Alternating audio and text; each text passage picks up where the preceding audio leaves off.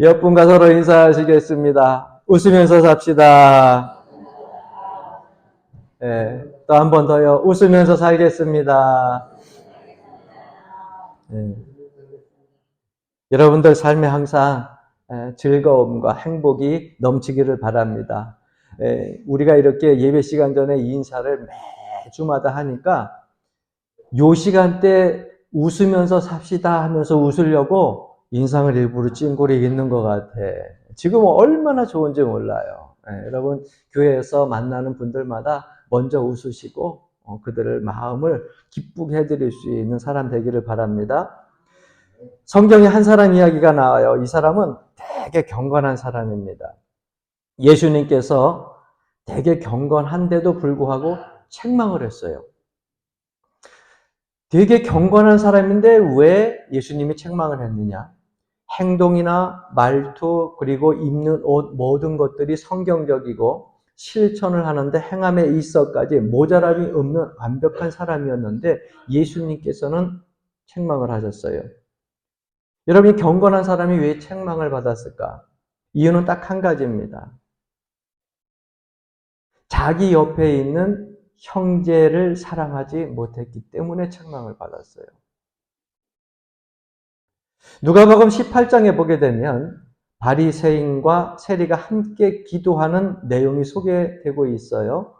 그래서 여러분들에게 성경 말씀 누가복음 18장 9절부터 14절까지의 말씀을 읽어드리려고 해요. 또 자기를 의롭다고 믿고 다른 사람을 멸시하는 자들에게는 이 비유로 말씀하시되 두 사람이 기도하러 성전에 올라가니 하나는 바리새인이요 하나는 세리라.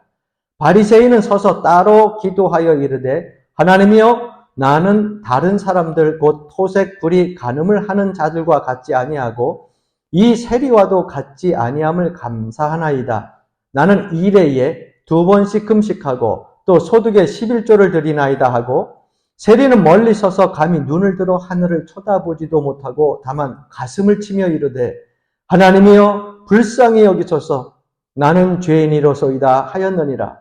내가 너희에게 이르노니 이에 저 바리새인이 아니고 이 사람이 의롭다 하심을 받고 그의 집으로 내려갔느니라. 무릇 자기를 높이는 자는 낮아지고 자기를 낮추는 자는 높아지리라 하시니라.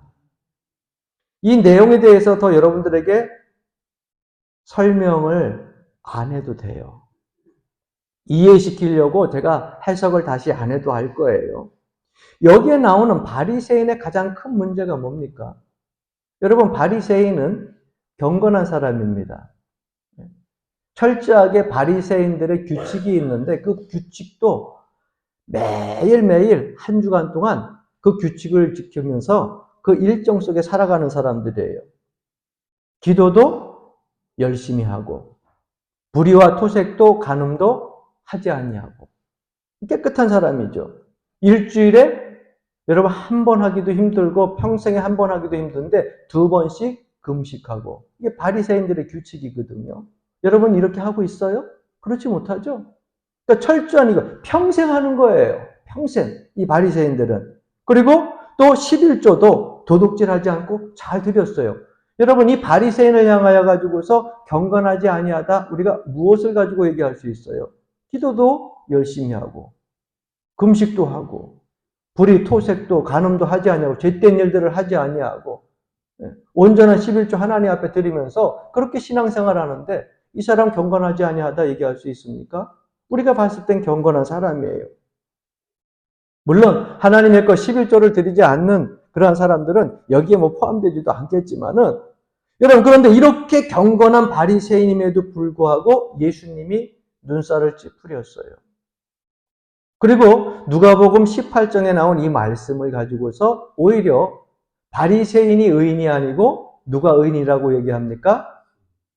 나는 죄인이로소이다. 불쌍히 여겨달라고 하는 그 시대의 이스라엘 사람들이 가까이 가지도 않는 그러한 사람을 의인이라고 주님께서 칭하고 계셔요.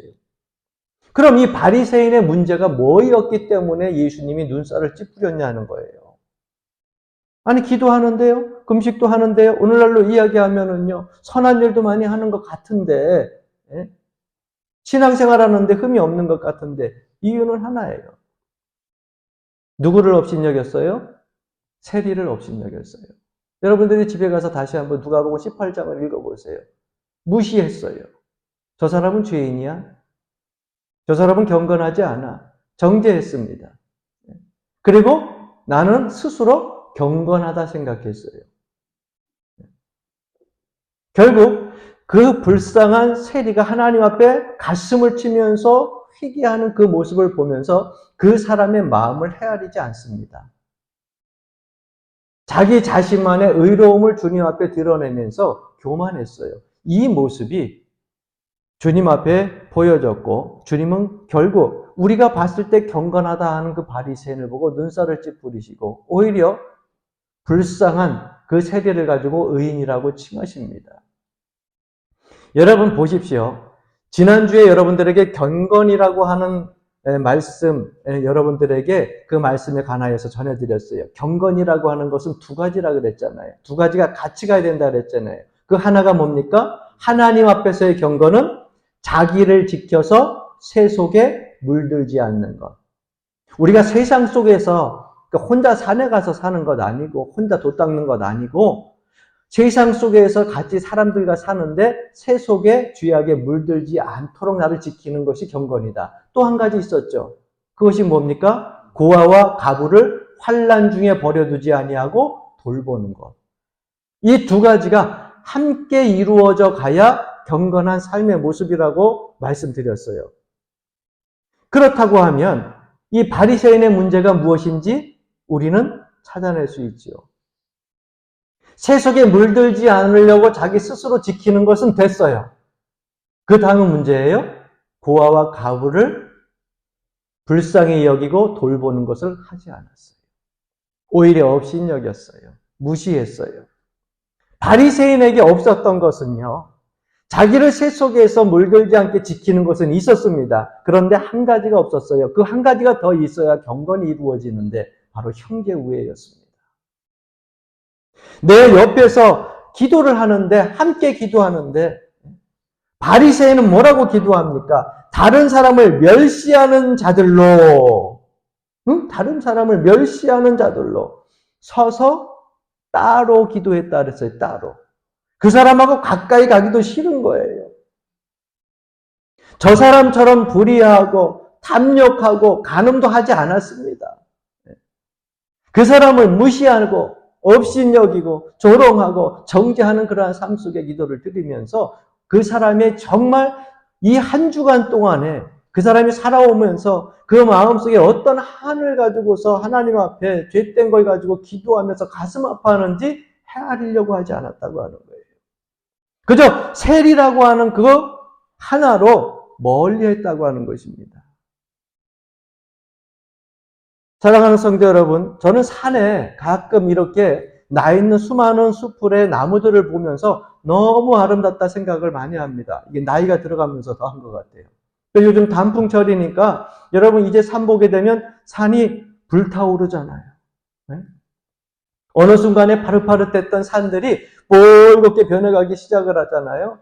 그런데 그 많은 산에 큰 나무 하나만 푸른 나무로 독야 청청 그렇게 서 있다고 하면 그 산이 아름다울까요? 그 산이 아름다운 것은요. 그렇게 푸른 청정한 나무가 그렇게 혼자 우뚝 서 있어서 아름다운 것이 아니라 그 큰 나무 밑에 여러 나무들이 푸르게 이루고 있기 때문에 작은 나무도 상관없이 다 여럿이 어울려 가지고서 그 산을 이루고 있기 때문에 그 산이 아름다운 거고요. 단풍도 하나만 피우면 예쁜 게 아니라 다 펴야 예쁘는 거예요. 여러분, 경건이라고 하는 것이 그렇습니다. 나 홀로 거룩하다고, 독야 청청 나만 깨끗하다고, 나만 선하다고, 나만 의롭다고, 나만 산속에 들어가서 홀로 사는 것이 경건이 아닙니다. 경건이라고 하는 삶은요, 많은 사람들 속에서 함께 어울려서 공동체를 이루면서 사는 가운데에 다른 사람들에게 인정받는 삶이 경건한 삶이에요.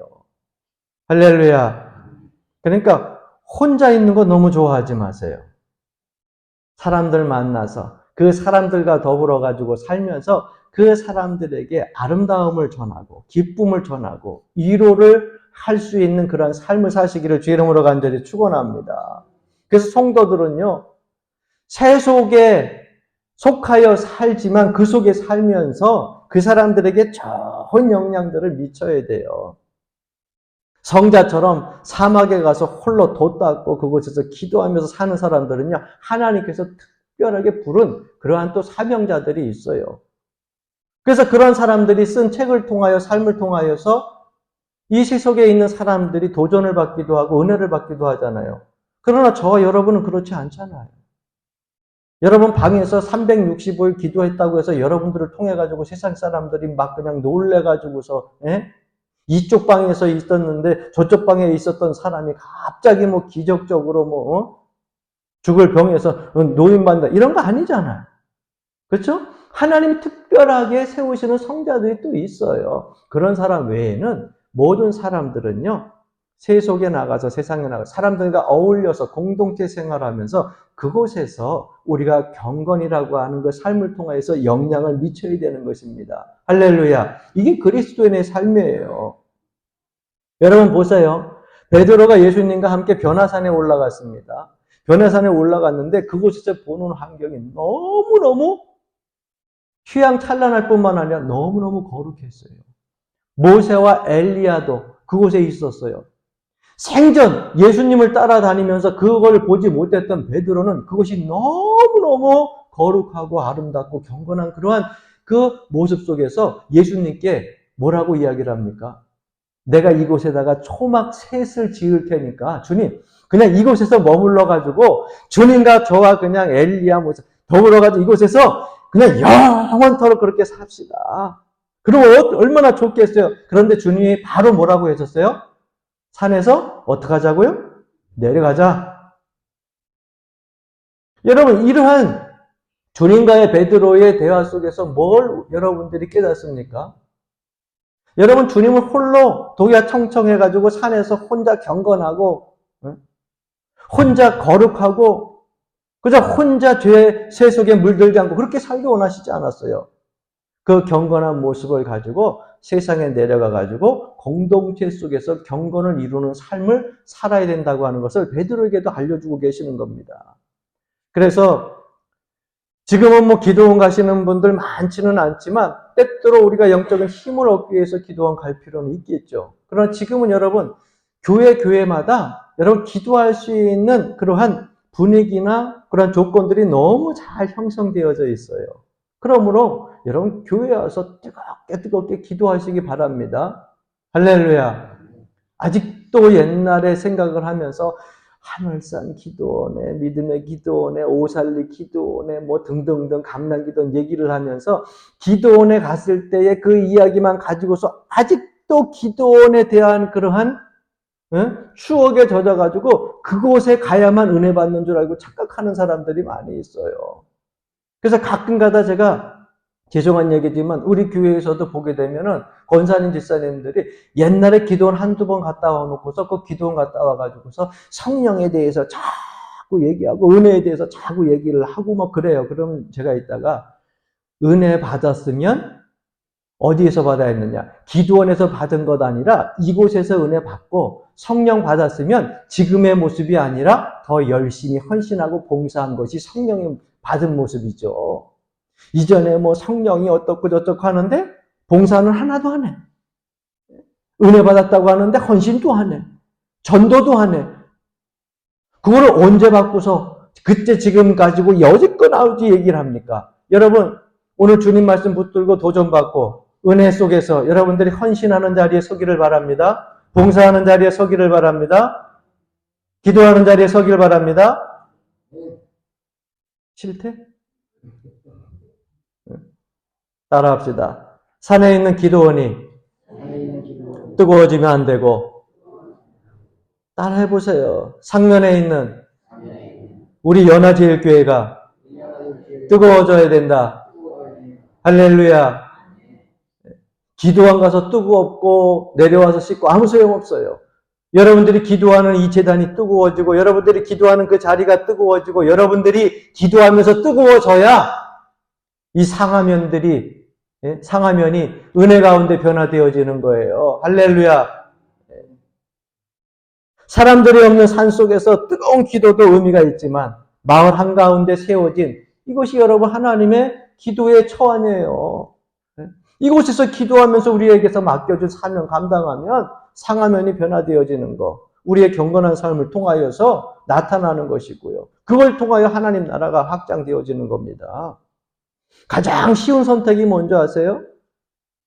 산으로 가는 거예요. 사람이 신앙을 지키면서 사는 것이 얼마나 힘든지 아세요? 가장 힘든 것이 뭔지 아세요? 사람 만나는 거예요. 여러분들 뭐 돈 버는 것이 힘들다, 사는 것이 힘들다, 입에 풀칠하기 힘들다 그러는데요. 더 힘든 것이요. 사람 만나는 거야. 사람 만나는 것이 얼마나 힘든지 아세요? 그 사람 비위를 맞춰야 되죠. 그 사람 감정도 알아야 되죠. 그 사람 생각도 알아야 되죠. 그 사람 형편도 알아야 되죠. 여러분 여러 사람들을 만나는 것, 그게 정말 힘든 거예요. 혼자 앉아가지고 방에서 밥 먹는 거 어렵지 않아. 늘 얘기하잖아요. 멸치 갖다 붓고 휘휘 휘져서 먹어도 되고, 콩장 갖다 붓고 휘휘 휘져서 먹어도 되고, 거기다 김치를 담갔다가 씻어 먹던지 말던지 누가 뭐라 그러는 사람 없잖아. 그러나 사람 만나는 그렇지 않아요. 내 마음대로 할 수 있는 게 아니에요. 그래서 혼자 산으로 가는 건 편한 거야. 가장 쉬운 방법이야. 그러나 가장 어려운 것이 뭐냐? 365일 사람 만나는 거예요. 그래서 여러분 신앙생활 하는 것이 힘든 겁니다. 왜? 신앙생활은 혼자 하는 게 아니거든요. 신앙생활은 공동체를 이루면서 이 땅에 사는 하나님의 백성들이요 함께 모여서 하는 거거든요. 세상에 나아가서도 마찬가지예요. 안 믿는 사람들과 생활을 하면서 나는 신앙인이기 때문에 그들과 똑같은 생각과 똑같은 행동을 하지 못하잖아요. 그걸 지키려고 하니까 힘든 거죠. 목사님, 나는 아예 안 보고 살아요. 나는 그냥 골방에 혼자 살아요. 여러분 좋은 거 아닙니다. 사람들 만나면서 힘든 일도 생기고 상처를 받아도 그것을 가지고 오히려 하나님 앞에 나와서 눈물로 가슴 치면서 기도하면서 사는 것, 그러한 모습이 진정한 그리스도인의 모습이고, 그러한 모습을 보고 주님께서 기뻐하신다고 하는 것을 여러분들이 잊지 마시기를 간절히 부탁을 드립니다. 그래서 경건한 공동체, 그 공동체를 우리 교회의 교인들이 한 사람 만들어 가야 됩니다. 한 사람이 경건해져서 그 교회가, 공동체가 살기도 하고, 한 사람의 경건이 잘못 형성이 되어져서 그 공동체, 교회가 죽을 수도 있다고 하는 거예요. 경건의 옷을 입게 되면은 나 스스로 경건해지는 것뿐만 아니라 한 가지 반드시 따라야 되는 것이 있어요. 형제 우애입니다.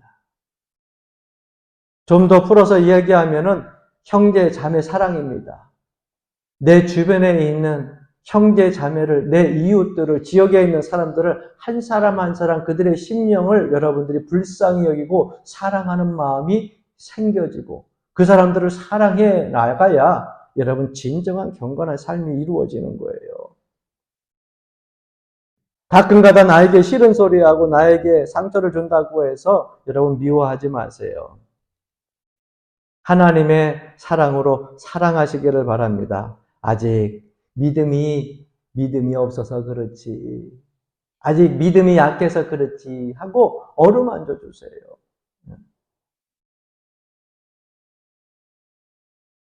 그래서 교회도요, 여러분들 앞에 설교하는 목사가 혼자 경건하면은요, 아유, 모든 것이 다 만사형통되겠지. 천만의 말씀이에요. 목회자뿐만 아니라 장로님도, 권사님도, 집사님도, 평신도도, 청년도, 그리고 유치부, 유년부 아이들도 다 같이 경건한 모습을 함께 이루고 가야 돼요. 여기서 한 가지 조심해야 될 것이 있어요. 내가 경건하다고 해서 정죄하면 안 돼요. 클 때까지 기다려줘야 돼요. 여러분 아이들이 자라날 때 밥을 못 먹는다고 막 야단쳐요? 가만히 보니까 이도 안 났어. 그런데 밥을 주고서 다른 애들은 밥을 먹는데 너는 왜 밥도 못 먹냐고 막 야단쳐요? 아니죠. 이날 때까지 기다려줘야 될 거 아니에요. 좀 있으면 이가 날 거야. 씹을 수 있는 힘이 생길 거고. 너는 다른 애들은 김치를 먹는데 너는 왜 김치를 냅둬. 가만히 냅두다 보면은요. 초등학교, 중학교 들어가면은요. 다 먹어, 다 먹어. 예. 저도 그랬거든요. 예.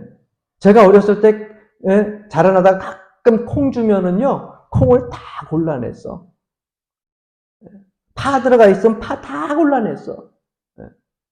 지금은요. 일부러 그거만 골라서 먹어. 건강에 좋다 그러는데 먹다 보니까 맛있어. 예. 냅둬요. 저절로 자라날 때까지 기다리면 돼. 왜 못 먹니? 왜 못 먹니? 왜 안 자라니? 너는 왜 맨날 그러지 마세요. 기도하면서 기다리면 그들이 어느 정도 성숙해지게 되면 여러분들 걱정거리가 다 사라지게 되고요. 성숙한 사람으로 선 모습을 보고 기뻐하게 될 줄로 믿습니다. 할렐루야. 그래서 혼자 경건한 척하고 정죄하면 안 돼요. 정말 조심해야 되는 겁니다. 왜? 경건이라고 하는 것이 성경 말씀에 가지고 내가 생각을 가지고 해석을 해도 여러분 사람이 생각하는 경건은요 거의 다 자기 주관적이에요. 예를 들면은 나는 경건의 첫 번째는 뭐냐? 주의 성소다. 이렇게 생각을 하고 두 번째 경건 뭐냐? 온전한 11조다. 제 목회의 철학이에요. 그러나 여러분 이것이 다 정답이라고 얘기할 수는 없어요. 내 주관일 수 있어요. 그러나 성경에는 기록되어 있죠. 경건한 생활 속에서 필요하고 중요한 것 중에 하나라고 하는 것은 여러분도 아마 함께 공감을 하실 겁니다. 그러나 이것이 정답이라는 얘기할 수 없죠. 경건이 다 주관이기 때문에. 제가 존경하는 목사님들이 몇 분 계시는데 이전에 저 수원 침례교회 수원에서 대학교를 다닐 때 거기에 지금 기억이 잘 안 나는데 박종순 목사님인가 하는 분이 있었어요. 예? 그래서 그 분이 가끔가다 이제 말씀을 이제 전하고 그러면요 수요일 날 그 목사님 계신 교회를 가요. 왜냐면 이제 신학대학교를 다니면서 수요일 날 우리가 다른 교회를 갈 수가 없으니까. 예? 그래서 그때는 뭐 안양제일교회도 한번 가봤고, 그 다음에 매산교회에, 그 다음에 또 뭐, 이런 큰 교회에 우리가 경험 삼아서 한번 가서 이제 예배를 드리는데, 갔을 때 들었던 간증이 있어요. 그 간증이 너무너무 참 재밌는데, 오랜만에 기억이 새삼스럽게 살아나는 겁니다. 이 목사님이 이제 경건에 대하여 가지고서 이제 생각을 하면서 하루하루 말씀을 준비하고 있는데, 청년들이 늘 눈에 걸리는 거예요. 그 시대 목사님들이 또 그랬잖아요. 아니, 아이들이 그냥 와서 예배를 드리면 좋은데, 그 중에 꼭 빨간 머리, 노란 머리 몇몇 물들인 애들이 와가지고 예배를 드리는데, 설교할 때마다 눈에 거슬리는 거예요. 목사님들이 그럴 수 있어요. 또 그 시대는 흑식기 더하죠. 애들 막 빨갛게 머리 들이고 탈색해가지고 여기다 노랗게 머리. 어떤 애들은 막 초록색으로 물들이고 다니는 모습을 보는데 설교 시간에 계속 거슬려가지고 안 되겠다. 다음 주에는 내가 설교를 하면서 그 끝나고 나서 아이들한테 좀 지적을 해가지고 물들이는 것들을 좀 하지 말게. 그렇게 좀 해야겠다.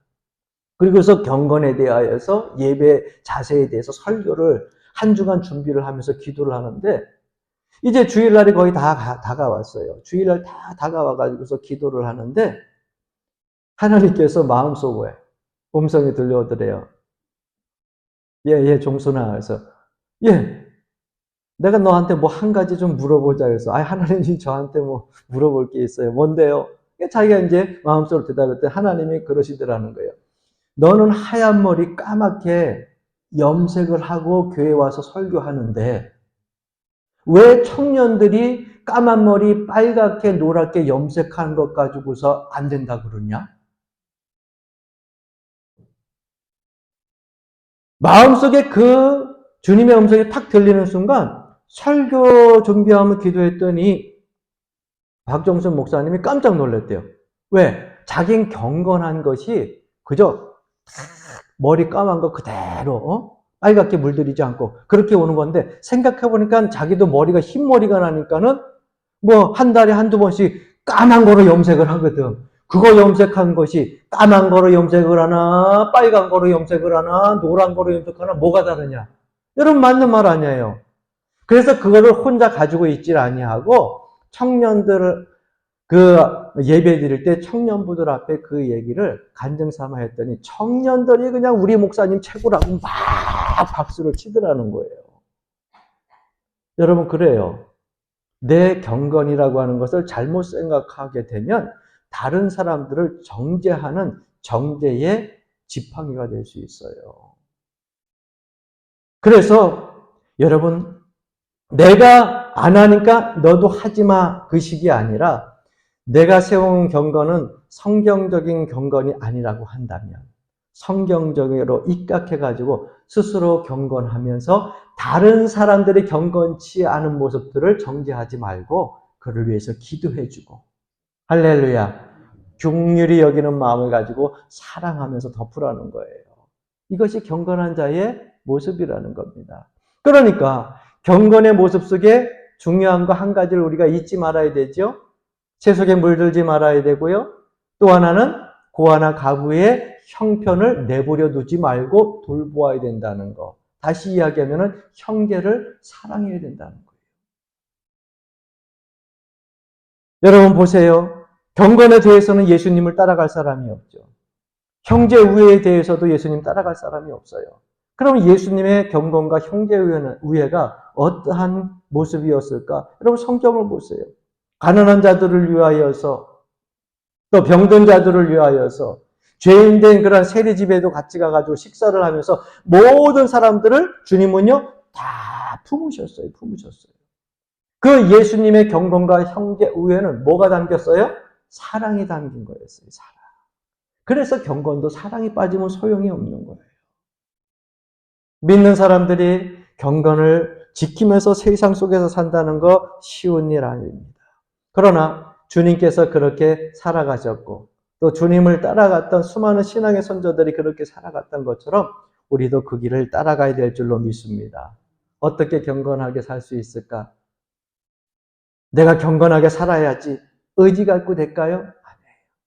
주님이 경건하게 형제 우애를 실천하며 살 수 있었던 비결이 하나 있었어요. 그 비결이 뭐냐? 바로 기도입니다. 여러분 바로 기도예요. 주님은 매일매일 새벽 민흥에 일어나서 하루를 시작하기 전에 하나님 앞에서 자기를 경건으로 무장하셨어요. 그 경건의 옷을 입고 세상에 나아갔기 때문에 형제를 사랑할 수 있었어요. 세속에 물들지 않을 수 있었어요. 가난한 자들을 그리고 위로받고 싶어하는 자들을 위로해 줄 수 있고 그들을 품을 수 있었다고 하는 거예요.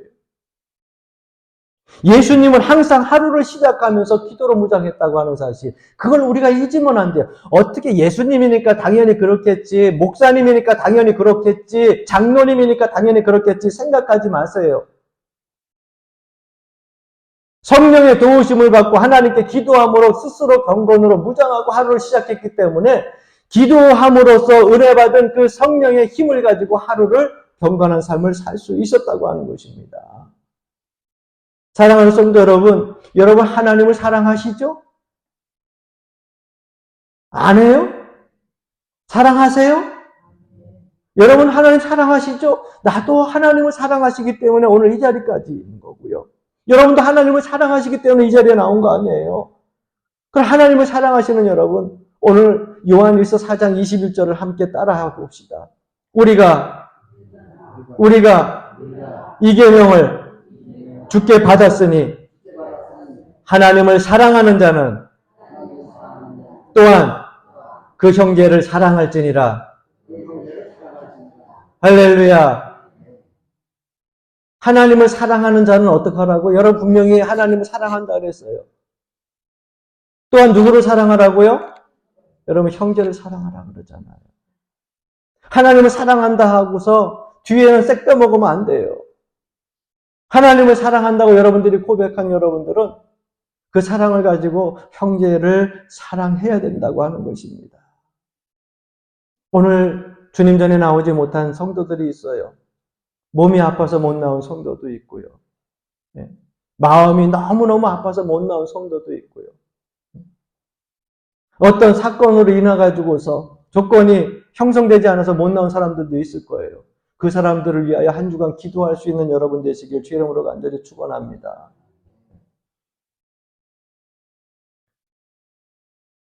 어떤 사람이 한 지식 있는 선생님에게 이런 질문을 합니다. 선생님, 몸의 중심이 어디입니까? 그랬더니 선생님이 그 사람에게 이렇게 답변을 해줍니다. 몸의 중심은 가장 아픈 곳입니다. 여러분, 몸의 중심이 어디라고요? 가장 아픈 곳이라고. 여러분, 한 집안에 누가 아픈 사람 한 사람이 있으면 집안의 모든 분위기는 어떻게 조성이 되어지냐면 아픈 사람 중심으로 조성이 되어집니다.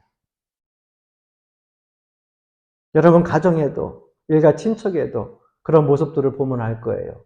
평상시에 우리가 건강할 때 생활할 때는요, 각자의 생활 속에서 가끔 한 번씩 서로 돌보고 서로 위로해주고 서로 관심 가져주면 돼요. 그러나 그 많은 가족들이 살다가 어느 순간에 어떤 한 사람이 아프면 모든 가족이 누구에게로 형성이 돼야 될 그 분위기가 아픈 사람에게 맞춰져요. 왜? 아픈 사람은 스스로 움직일 수 없거나 스스로 먹을 수 없거나 스스로 거동할 수 없거나 그러면 가족이 거기에 시간을 맞춥니다. 오전 아침 9시부터 몇 시까지는 내가 돌보고 점심 먹고 나서부터 몇 시부터 몇 시까지는 자녀들이 돌보고 저녁 때는 누가 돌보고 모든 시간들이 어디를 갔다 와도 그 돌보는 시간들을 빼놓고 어디를 갔다 와 출장을 갔다 오든지 아니면 밖에 외출을 갔다 오든지 누구에게 맞춰져 있어요? 모든 것이 아픈 사람에게 맞춰져 있어요. 여러분 마찬가지입니다. 우리가 신앙생활을 할 때에 나 혼자 신앙생활 잘 한다고 기뻐하고 즐거워하면서 혼자 룰루랄라 하면 여러분 경건한 사람의 모습이 아닙니다. 내가 이토록 하나님 은혜 받고 기쁘게 신앙생활 하는데 아무개 성도는 몸이 아파서 못 나왔네. 아무개 성도는 그 마음의 상처를 입어서 못 나왔네. 아무개 성도는 가정에 무슨 일이 있어 못 나왔네. 그들을 위하여서 기도하고 찾아가고 가서 관심 가져주고 사랑을 전해줘야 그것이 여러분 경건한 그리스도인의 모습이라고 하는 것을 잊지 마시기를 바랍니다. 그것이 뭐예요? 형제 사랑이에요. 이웃 사랑이에요. 주님께서 공생에 3년 동안 내내 천국 복음을 전해주면서 돌봤던 것이 뭡니까? 사랑의 돌봄입니다. 그 사랑의 돌봄이요. 많은 사람들을 살리는 거예요. 경건이 채찍이 되면 사람들이 마음의 문을 닫게 돼요. 왜? 내 경건 갖고 자꾸 정죄하니까. 그러나 그 경건이 사랑이 되면 마음의 문을 열게 되는 거예요. 여러분들의 그 경건한 사랑의 마음이 다른 사람들의 마음을 열기를, 다른 사람들의 마음을 열게 하기를, 열리게 되기를 주님의 이름으로 간절히 축원합니다. 나 한 사람 때문에 여러분들의 가정이 바뀌고 나 한 사람 때문에 내 이웃에 사는 사람들이 바뀌고 나 한 사람 때문에 이 지역이 바뀌는 놀라운 은혜와 역사가 여러분들 삶들 속에 나타나기를 바랍니다. 여러분들 가는 곳마다 사람을 살리는 경건한 놀라운 은혜의 능력의 역사가 일어나기를 주의 이름으로 간절히 축원합니다.